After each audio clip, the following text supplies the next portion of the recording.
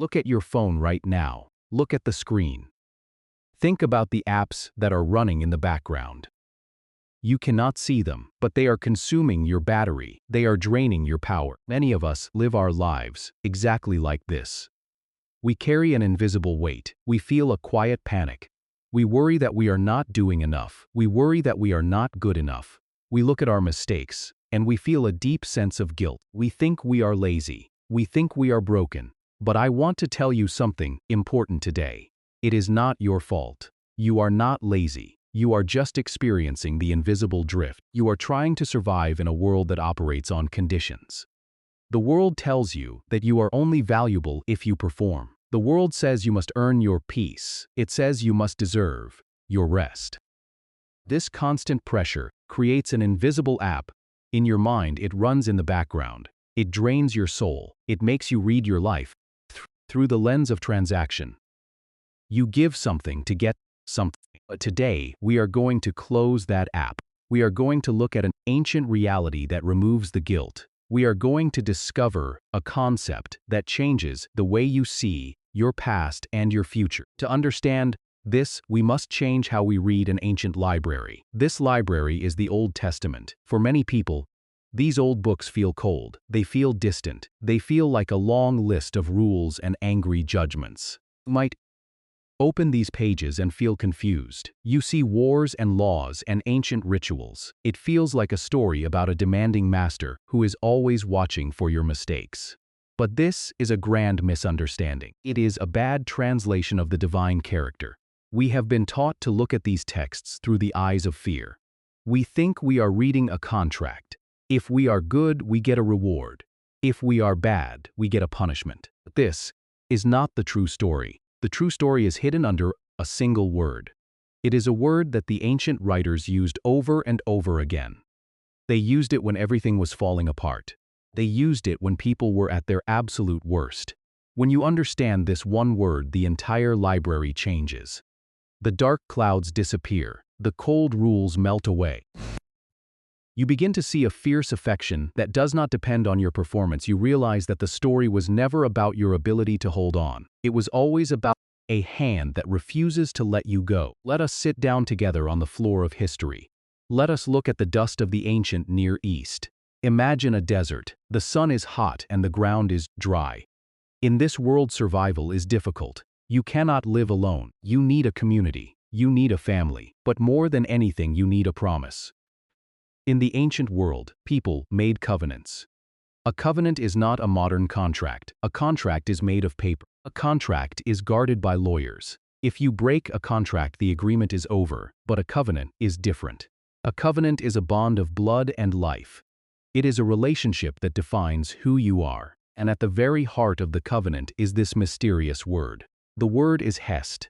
It is a Hebrew word. It is difficult to say. It sounds like a deep breath from the throat. It is not just a word. It is a force. It is the connective tissue of the entire universe. When you open the Old Testament, you see this word hundreds of times. But our modern languages do not have a good equivalent for it. Our English Bibles try their best. They translate it as loving kindness. They translate it as mercy. They translate it as steadfast love. But these words are too soft. They sound like a gentle feeling. They sound like a warm emotion. Hesed is not a warm emotion. Hesed is a fierce choice. It is an unstoppable commitment. Think about a mother bird in a storm. The wind is blowing. The rain is crashing down. The trees are shaking. The mother bird does not fly away to save herself. She covers her small babies with her wings. She takes the hit of the storm. She stays because her life is bound to their lives. That is a small picture of Hesed. It is an action taken by someone who has the power to leave but chooses to stay. It is the loyalty that remains when every logical reason to leave has arrived. We often read the Old Testament and we see human failure. We see people who make promises and break them. 5 minutes later, we see people who wander into the dark. We see our own reflection in their mistakes. We see our own habits of walking away from what is good for us. And we expect the story to end in destruction. We expect the divine character to say that enough is enough. But right at the moment of maximum failure, the ancient writers whisper this word. They say the word Hesed. They remind us that the story is not driven by human consistency. It is driven by a relentless affection. It is an affection that defies human logic. It does not make sense to our modern minds because we live in a world of buying and selling. We live in a world where love is earned, but Hesed is a gift that cannot be bought and cannot be lost. You begin to see this word. You realize that the Old Testament is not a book of judgment. It is a rescue journal. It is a long, beautiful record of a love that chases people down lonely roads. It is a story about a loyalty that is stronger than betrayal. It is a passion that is deeper than human weakness. If you feel tired today, it is because you have been trying to live without this reality. You have been treating your life like a performance review. You have been waiting for the other shoe to drop. You have been waiting for the universe to give up on you. But the ancient text is trying to tell you something different. It is trying to show you that you are held by something unbreakable. You do not need to carry the guilt anymore. You do not need to run on the treadmill of trying to be perfect. The pressure is off. The background app can be closed. You are permitted to breathe. You are permitted to rest. We are going to explore the deep roots of this word. We are going to see how it changes everything you thought you knew about the divine. We are going to look at the ancient language and find a treasure that can heal your modern heart. To truly understand this ancient force, we must perform a type of word surgery. We need to take our common English words and cut them open to see what is inside. Think about the word love. In our modern world, love is a soft word. It is a fragile word. We use it for everything. We say we love a specific movie. We say we love a hot pizza. We say we love our friends. It is a word that depends heavily on our mood. If we feel good, we love. If we are tired or angry, our love shrinks. The ancient Hebrew language did not look at the world this way. The word Hesed is not built on a mood. It is an action word. It is a verb, dressed up as a noun. Let us look at its ancient roots. In the old world of the Bible, words were connected to physical things. They were connected to the human body and the physical landscape. Some scholars suggest that the ancient root of Hesed is connected to the idea of bowing down. It is the image of a great king stepping down from a high throne. The king does not step down to crush the poor person. The king steps down to lift the poor person up. It is an act of deliberate humility. It is strength leaning down to serve weakness. Think about that physical image. It changes how we see everything. True love in the ancient mind is not a feeling that floats in the air. It is a physical posture. It is a bending of the knee. It is a lowering of oneself to meet someone who cannot rise on their own. This is the first part of our word surgery. The second part involves another word we find in our Bibles. That word is mercy.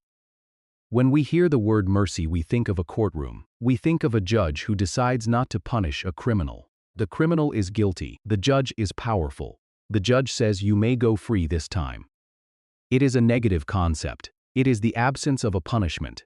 But Hesed is different. Hesed is not just the absence of a punishment. It is the presence of a rescue. It is a positive, aggressive goodness. It is not a judge saying, I will not lock you in prison. It is a father running out to the road, throwing his arms around his dirty child, and bringing them inside to eat a massive feast. Let us use a micro-metaphor to make this punchy. Hesed is not a cold flashlight. A flashlight gives a sharp, white light. It shows you the dirt on the floor. It shows you the spiders in the corner. It makes you feel exposed and dirty. Many people think the Old Testament is a flashlight. They think it exists to show them how bad they are. But Hesed is not a flashlight. It is a warm oil. An oil lamp does not expose you to make you feel ashamed. An oil lamp is held by someone who is walking with you through a dark forest. It does not show the whole path ahead. It does not explain all the dangers of the future. It just shows you the next step. It provides a warm golden circle of safety. It says, we are going to walk through this night together. You do not have to see the end of the road. You just have to see my face in the lamplight. You just have to take one step at a time.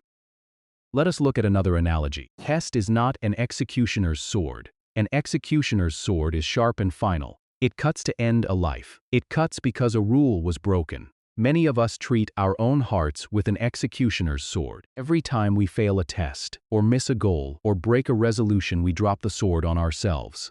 We punish our minds with harsh thoughts, but Hesed is a surgeon's blade. A surgeon's blade is also sharp, it also cuts, but it cuts to save. It cuts to remove the cancer. It cuts with extreme care and deep love. The hand holding the surgeon's blade is a hand that has studied your anatomy. It knows exactly how much pressure to use. It hurts for a moment, but the goal is always healing. The goal is always restoration. When the divine character approaches your life with Hesed, it does not come to destroy you for your past mistakes. It comes to cut away the guilt. It comes to remove the dead tissue of your shame so that new life can grow. This ancient word is a treasure hidden in the dirt of time. When you realize that the foundation of the universe is built on this aggressive loyalty, it changes how you look at the sky. You stop looking at the clouds and waiting for anger. You start looking at the morning sun as a physical sign of an old promise. The sun rises every day, not because we were good yesterday. The sun rises because the divine character is faithful today. The grass grows and the rain falls because the covenant is still alive. It is a loyalty that defies our logic because it is entirely one-sided. We do not support it with our good behavior. We do not keep it alive with our religious performance. It supports us. It keeps us alive. It is the anchor that holds the ship when the wind is blowing at its highest speed. You can stop trying to protect yourself. You can drop your plastic armor. The oil lamp is burning. The surgeon is ready to heal. The great king has stepped down from the throne, and he is standing right next to you in the dust. Let us step into the corridor of human history. This is the long hallway where human hearts are tested. To understand the true power of Hesed, we must look at two contrasting stories from the ancient library. These stories show us two different ways of living. One is the way of the contract. The other is the way of the covenant. The first story belongs to a man who had everything. His name was Saul. He was the first king of Israel. Saul was tall. He was handsome. He looked like a king from a picture book. He was given a massive kingdom, a powerful army, and the favor of the people. He had every tool necessary for success. But Saul lived his life through the lens of a transaction. He treated his relationship with the divine like a business deal. He thought that if he offered enough animal sacrifices, he could buy success. He thought that if he followed the rules on the outside, he could do whatever he wanted on the inside. Saul did not understand the heart of the covenant. When things became difficult, he panicked. When the enemy army approached, he did not wait for the prophet. He took matters into his own hands. He broke the boundaries because he was afraid of losing his power. When he was caught in his mistake, he did not look for healing. He looked for an excuse. He blamed his soldiers. He blamed the circumstances. He was trapped in the prison of his own performance. He thought his value was tied to his victory. Because he lived by the contract, he died by the contract.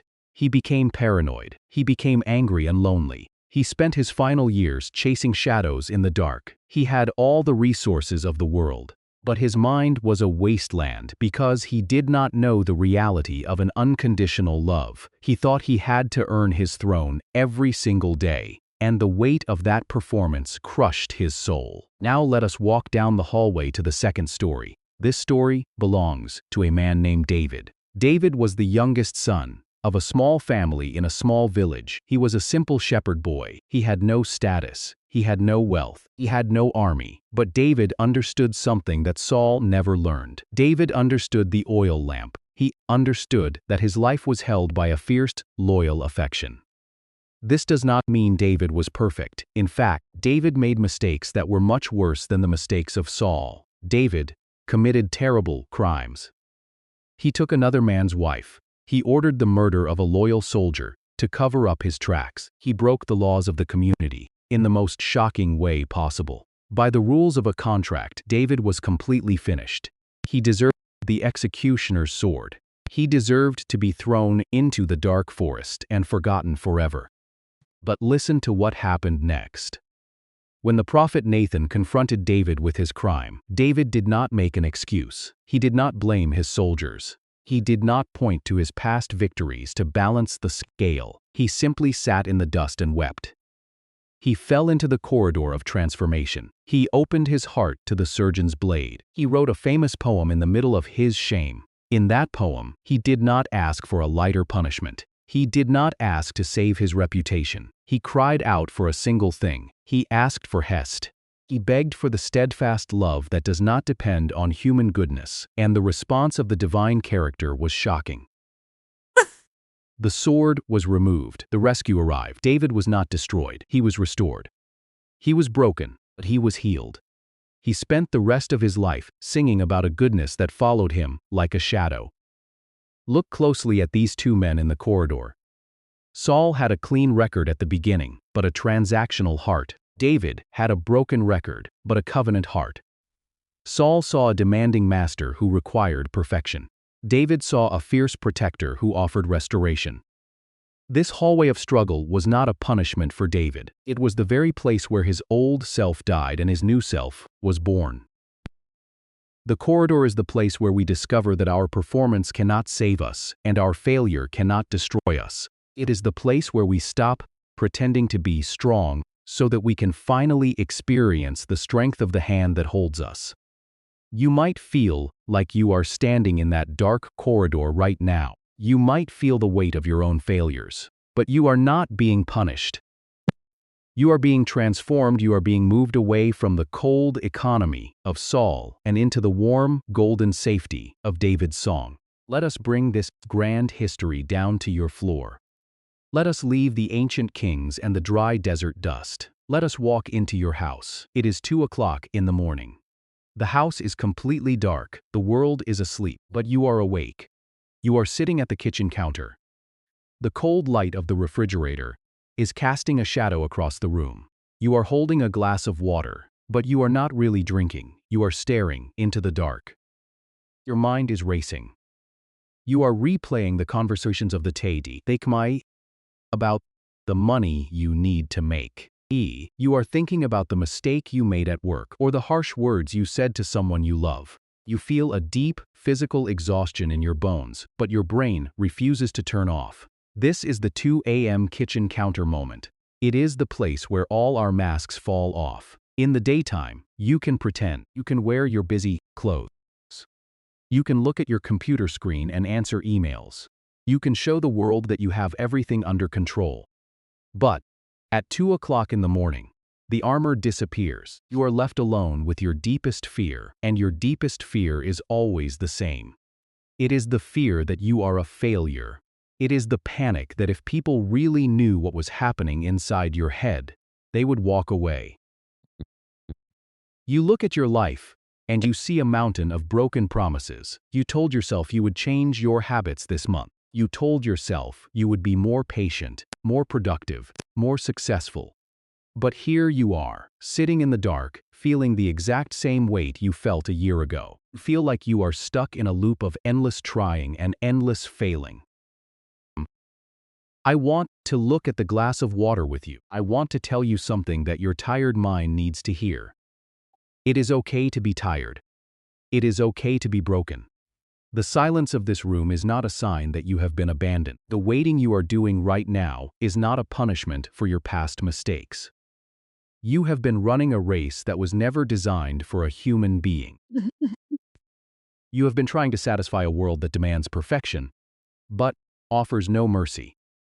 You have been treating yourself like a machine that needs to be optimized, instead of a soul that needs to be loved. You are carrying a heavy load because you think you are carrying it alone. But listen to the whisper of the ancient word in the silence of your kitchen. The word Hesed is speaking directly to your 2 a.m. exhaustion. It says that the divine character does not view you through the lens of your performance. It does not look at your broken resolutions and turn away in disgust. When you are at your absolute weakest, when you have nothing left to offer, that is precisely where Hesed becomes real.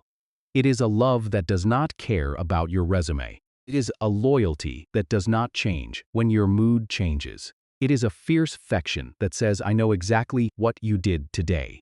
I know how tired you are tomorrow, and I am not going anywhere. I am staying right here at this counter until the sun comes up. Receive this comfort tonight. Let the guilt slide off your shoulders and fall onto the kitchen floor. You do not need to figure out the rest of your life before morning. You do not need to solve all your financial problems or fix all your relationships in the next 5 minutes. You are allowed to be an imperfect human being who is being held by imperfect love. The oil lamp is resting on the counter right next to your glass. It is shining on your tired face. It is reminding you that you are safe. The universe is not an angry master waiting to strike you down. It is a faithful father waiting for you to rest. Take a deep breath. Let the silence become a cushion, not a prison. You are loved with a love that cannot be earned and cannot be lost. Sleep is waiting for you, and Hesed will be there when you open your eyes. The night is ending. The dark sky is turning into a soft gray. The morning is arriving, and with it comes a new opportunity to walk in this reality. We have traveled a long way together. We have looked at our invisible apps. We have opened up the ancient roots of a beautiful word. We have walked through the historical corridor of failure and restoration, and we have sat at the lonely kitchen counter. Now, it is time to move from understanding to living. You do not need to make a massive, dramatic change in your life tomorrow. You do not need to climb a mountain or change your entire personality. Hesed is discovered in the small, quiet choices of the everyday routine. To help you experience this fierce loyalty in your real life, we are going to use the rule of 3. These are 3 tiny, frictionless physical steps that you can take tomorrow morning to anchor your heart in this ancient truth. First, when you wake up and open your eyes, pick a time to sit still for exactly 60 seconds. Do not look at your phone. Do not check your notifications. Do not let the digital world tell you who you are before your feet touch the floor. Just sit on the edge of your bed and breathe. Second, pick a physical chair in your house. It can be the chair at your kitchen table, a comfortable seat in your living room, or even that stool by the counter. Sit in that chair and remember the oil lamp. Tell yourself out loud that you are sitting in a zone of safety and that your value today does not depend on your productivity. Third, read one simple sentence from a place of wisdom. It can be a line from an old song, a verse from the ancient library, or just the phrase, "I am held by an unbreakable love." That is it. 3 simple steps. Pick a time, pick a chair, read one sentence. As you step into the light of this new day, remember that you are part of a larger family. You are not the only person who is tired of running on the treadmill of transaction. There are thousands of people sitting at their own kitchen counters right now, looking for the exact same mercy. You can be a channel. You can be a channel of this ancient force for them. If this message brought a sense of healing to your mind, consider subscribing to our channel, liking this video, and sharing it with someone in your life who needs to drop their heavy weight today. By doing this, you are not just supporting a video. You are helping to carry a message of deep comfort to a world that is starving for unconditional love. Thank you for listening. Thank you for stepping into the corridor with us, and welcome to the community of Profoundly Simple.